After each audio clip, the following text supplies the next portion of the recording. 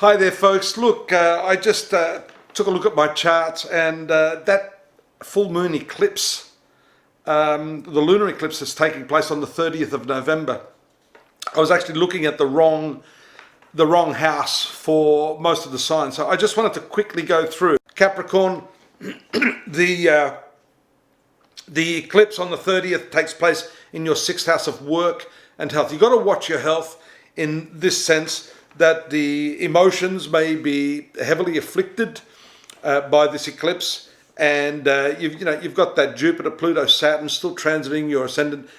Be very, very careful with your diet, what you eat, get more rest, and look after yourself.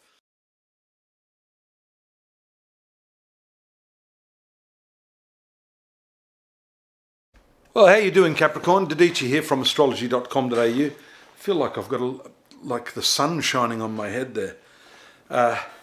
Just don't pay attention to that. Thanks for coming back for the November horoscope. Let me move this around a little bit. It might just be a little less obvious. Excuse me. That's a little bit better.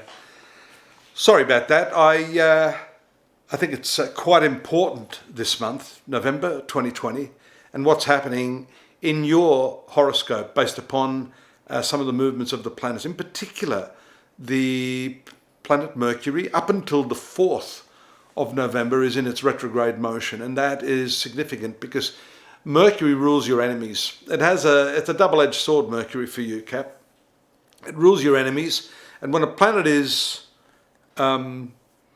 retrograde, it actually gains in strength.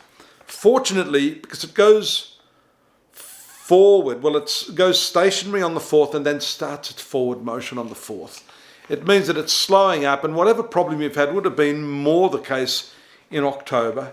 Right now, things are slowing up, and whatever problems you've had with people, even if they haven't been enemies, you may feel as if you've made enemies. Sometimes, speech gets out of hand, and understanding can break, but it's nice to know that when the planet goes direct for you, that those sorts of problems you may have been encountering are indeed going to start to clear up.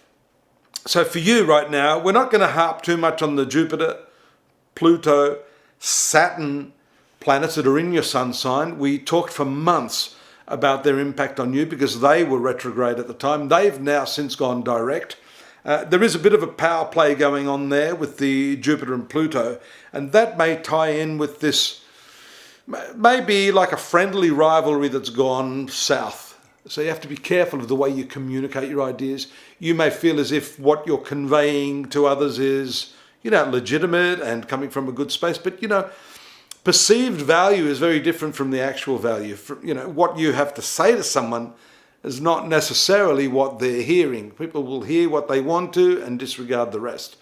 So you have to be extra careful, at least up until, the 4th to the 10th, because Mercury will still need a little bit of time to pick up steam. And then around the 11th, it moves into the 11th house. The 11th house is your house of friendship. The sun is transiting this part of the zodiac. And that's good. It shows that there's a strong social connection right at this time. Whatever problems you have should smooth over by the middle of the month. And another very, very important transit that's going to take place on the 15th is that new moon. So this is a great power, a great astrological power for reconnecting with people, forging new relationships, new connections, making a new network, expanding your circle of influence socially. You can meet important people. Because the sun is a government planet, rules the government portfolio, you may meet people in government circles, political people. You may have more of an interest in those sorts of things.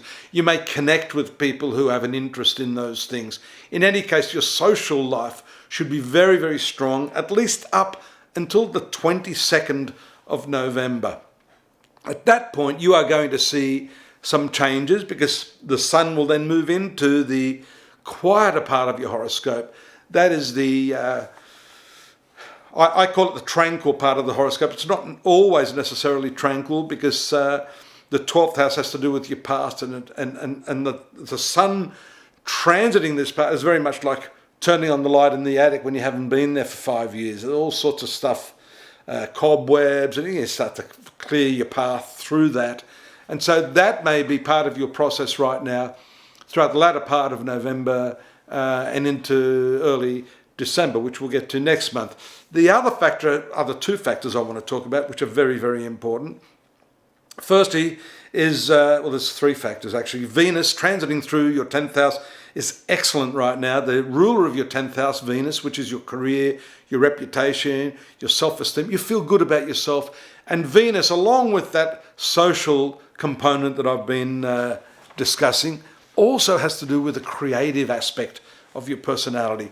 If you've been in some sort of humdrum routine job, this is perfect for really rekindling that creative spark to make you feel passionate and good about what you do. So these are all great aspects for you this month, throughout the month of November. The other thing I wanted to talk about was the retrogression of Mars. Mars, the ruler of your 4th house or family, domestic activity, one's mother, the maternal lineage, is activated very powerfully by this retrograde Mars. This is going to continue till the 14th. So what I say there, Mars is not a friendly planet to you. Therefore, I would suggest you completely sidestep any domestic issues that haven't been resolved and are likely to flare up and cause confrontational episodes. Wait for a while, at least up until the 14th, then you can revisit that. The final thing is the eclipse that's going to take place in your 5th house. Now this has some bearing, particularly on children if you're a parent. It has to do with new love affairs. It may show love affairs that have just started, that are having some sort of emotional difficulties. So we can see that that takes place right on the last day of the month. And so the full effect of that may not be felt until December or even January. Sometimes these new moon effects take a couple of months to kick in. So some really great things happening and a few little eggshells that you've got to tread very carefully on, Capricorn. You know, you can get more on what's happening this month and for that matter, the rest of the year, because we've got the yearly, the monthly, the weekly horoscopes, daily ones as well at astrology.com.au, my website, my pride and joy. You're welcome. Invitation to all of you to come and check that out. Absolutely free, no charge, no obligation. But if you'd like a personal reading, I'm here. If you've got a question of a technical nature, drop me a line here, subscribe, and stay safe till next month. I hope you'll be back. Take care. Been great having your company. Bye-bye.